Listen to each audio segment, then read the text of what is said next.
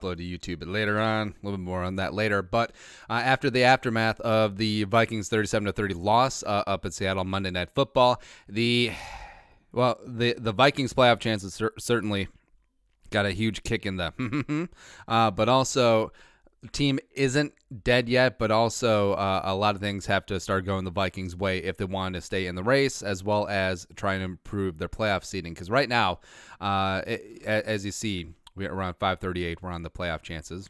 There you go. The Vikings do currently have an 82% chance of making the playoffs. There we go. 28% chance to win the division and still have that outside chance of 4% of getting a first-round bye. And we're going to play around with this as well as the ESPN NFL Playoff Machine, playoffs, which is always a good time. And we're going to do that today. And as we outlined on one of the previous videos, that basically when it comes down to tiebreakers for the division with the Vikings and the Packers, the Packers have a big advantage because they're going to have a better in-conference record because they already have a pretty big lead there. Also, they have a lead in common games, so that's the third tiebreaker. So the Vikings have to get a little lucky. Vikings have to have basically win outright, or they have a better record, ending record, like a 12-4 versus Green Bay's 11-5, which at this point seems unlikely, but, as you see, Green Bay has a 71% chance of winning the division. Still have a 20% chance of getting a first-round bye, which is just annoying. But also, the Vikings' main competitor in the wild card is the Los Angeles Rams, who won't die, 7-5. Fortunately, they have an extremely tough schedule coming up as they are at home against Seattle, at Dallas, which Dallas isn't a tough game anymore. They're at San Francisco. Then who they play Week 17? Looking for the Rams. Come on, Rams. Where's your stupid Ram logo and your stupid Ram face? There we go. Oh, they're hosting the Cardinals, so whatever there. All right, so as you see, the Rams do have a 25% chance of getting that wild card. Fortunately, the Vikings do have a number of advantages when it comes to the tiebreaker there, where the Vikings are a game up. There is no head-to-head, so it goes to conference record. Vikings have an advantage there at that point. Vikings have 3 conference games left. The Rams have 4 left. Vikings are up a game in that department. So basically, the Vikings just need to take care of their own business. Beat Detroit, go out and beat L.A., which the Chargers are already seemingly mailed it in. Green Bay Monday night, Week 16 is going to be a huge game. And then Chicago, Week 17. Can we get it one time? Just one time at home? Can we do that up? All right, so let's just take a look at 3 weeks. So, again, this only goes up to 3 weeks out on this. We'll play around with the 538 as well as the ESPN. So just winning 3 in a row, that improves the Vikings' playoff chances 98%, which is nice. Then winning the division goes to 50-50. And say Green Bay takes care of business. They beat Washington, beat Chicago, and then they drop it against Green Bay.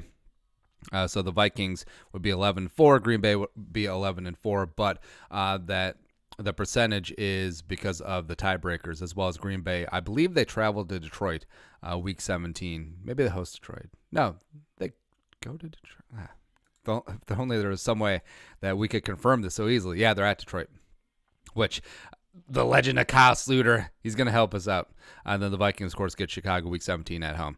But also, say that the Bears do us a solid, and then they steal one up at Lambeau. Oh, baby, my darling, I can't get enough of your love, babe. That jumps up there. So let's play around with this.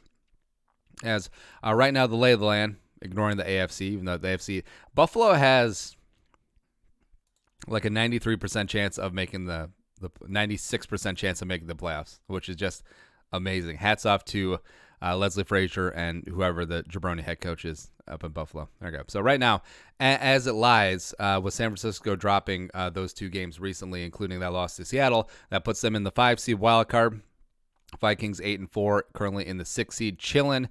Then coming up is the 7-5 Rams on our heels. Seattle jumps up to the 2 seed at 10-2. New Orleans holds the tiebreakers over Seattle, so they hold on to the 1 seed at 10-2. Big thanks to Teddy Bridgewater. Hey, Teddy. Dallas is just barely clinging on to that 4 seed in the NFC least, and then Green Bay currently sits on top of the throne in the NFC North temporarily in that 3 seed. So let's play around with some of the games. Let's get nuts. All right, so let's see here. All right, so Week 14. There we go. All All right, so Green Bay beats Washington, which is likely. Vikings take care of business. What do we want to happen here? All right, let's say that the Saints take care of business at home. I believe that they are pretty heavily favored there. Say Seattle takes care of business against the Rams, which would be doing the Vikings a favor. Actually, it doesn't really matter in this spot as much because, well, actually it kind of does. Where if the Rams get knocked down a peg, which would greatly help things, let's plug it in here. So say the Vikings win, Rams lose to Seattle. All of a sudden that drops the Rams playoff chances down to 7%. The Vikings are up to 93%, so that is pretty big.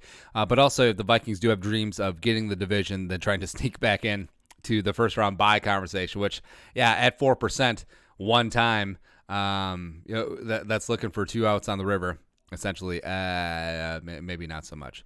All right, so say Dallas beats Chicago, and any other games of consequences here? Not really. We got Green Bay, right? Yeah, Green Bay won. All right, so that doesn't really change anything there. On to Week 15.